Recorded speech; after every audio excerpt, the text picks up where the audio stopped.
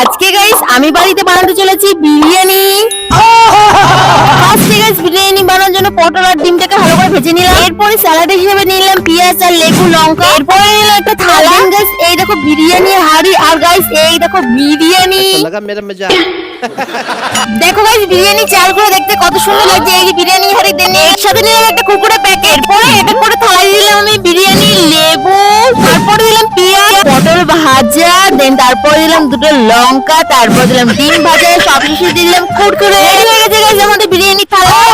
দেন guys হাতে নিয়ে নিলাম আমি বিরিয়ানি থালা। এরপরে খাওয়া দাওয়া শুরু করে দিলাম বিরিয়ানি। প্রথমে লঙ্কার সাথে পটল ভাজা মিক্স করে খেয়ে নিলাম বিরিয়ানি। গাইস খেতে হচ্ছে খুবই টেস্টি বিরিয়ানি। পরে বিরিয়ানির সাথে এড করে খেতে লাগলাম আমি ডিম ভাজা, দেন তারপরে খেলাম কুরকুরে। এরপরে স্যালাড হিসেবে নিলাম একটা পেঁয়াজ, সেই পেঁয়াজটা আমি খেয়ে নিলাম। দেন গাইস খেতে ছিল খুবই টেস্টি। সব শেষে গাইস আমি লেবুর সাথে বিরিয়ানি তারপরে খেয়ে নিলাম, খেতে ছিল খুবই টেস্টি। আমি এরকম খেতে থাকি, তোমরা চ্যানেলটাকে সাবস্ক্রাইব করো। Bye bye.